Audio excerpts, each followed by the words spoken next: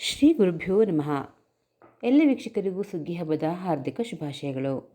ಸಂಕ್ರಾಂತಿ ಫಲ ವಿಶೇಷ ಕಾರ್ಯಕ್ರಮಕ್ಕೆ ಸ್ವಾಗತ. ಮಕರ ಸಂಕ್ರಮಣದ ಫಲ ಕಟಕ ರಾಶಿಯವರಿಗೆ ಹೇಗಿದೆ ಅಂತ ಸಂಕ್ಷಿಪ್ತವಾಗಿ ನೋಡೋಣ ಬನ್ನಿ. ಕಟಕ ರಾಶಿಯಿಂದ 7ರಲ್ಲಿ ಸೂರ್ಯನಾರಾಯಣರು, ಕಟಕ ರಾಶಿಯಲ್ಲಿಯೇ ಕುಜಗ್ರಹರು, 6ರಲ್ಲಿ ಬುಧರು, ಗುರುಗ್ರಹರು ವಕ್ರಿಯಾಗಿ 11ರಲ್ಲಿ, ಶುಕ್ರ ಮತ್ತು ಶನಿಗ್ರಹರು 8ರಲ್ಲಿ, ರಾಹು ಮಹಾರಾಜರು 9ರಲ್ಲಿ ಹಾಗೂ ಕೇತುಗ್ರಹರು 3ನೇ ಮನೆಯಲ್ಲಿ ಸಂಚಾರ ಮಾಡ್ತಿದ್ರೆ, ಚಂದ್ರಗ್ರಹರು 2 ದಿನಕ್ಕೊಮ್ಮೆ ರಾಶಿಯಿಂದ ರಾಶಿಗೆ ಸಂಚಾರ ಮಾಡ್ತಿರ್ತಾರೆ. ಹೀಗಿರುವಾಗ ಸಂಕ್ರಾಂತಿಯ ಫಲಾಫಲ ಕಟಕ ರಾಶಿಯವರಿಗೆ ಹೇಗಿದೆ ಅಂತ ಸಂಕ್ಷಿಪ್ತವಾಗಿ ನೋಡೋದಾದರೆ, ಎಲ್ಲಿಯಾದರೂ ಪ್ರಯಾಣ ಹೋಗೋದಿದ್ದರೆ ಈ ಕಾಲದಲ್ಲಿ ಅಂದರೆ ಪ್ರಯಾಣದ ಸಮಯದಲ್ಲಿ ಒಂದಿಲ್ಲ ಒಂದು ಅಡೆತಡೆ ಸಂಕಷ್ಟ ಎದುರಾಗೋ ಸಾಧ್ಯತೆಗಳಿವೆ. ಹೀಗಾಗಿ ತೊಂದರೆ ಬರದೇ ಇರೋ ರೀತಿಯಲ್ಲಿ ವ್ಯವಸ್ಥೆ ಮಾಡಿಕೊಂಡು ನಂತರ ಪ್ರಯಾಣಕ್ಕೆ ಮುಂದಾಗೋದು ಒಳ್ಳೆಯದು.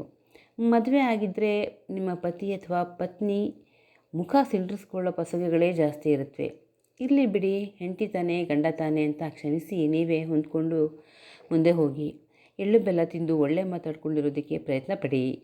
ಇನ್ನು ನಿಮ್ಮ ಸ್ಥಾನಮಾನಕ್ಕೆ, ನಿಮ್ಮ ಧನಕನಕಾದಿ ಮೌಲ್ಯಯುತವಾದ ವಸ್ತುಗಳಿಗೆ ಹಾನಿಯಾಗ್ತಕ್ಕಂತಹ ಕಳುವಾಗ್ತಕ್ಕಂತಹ ಸಾಧ್ಯತೆ ಇದೆ. ಜೋಪಾನ.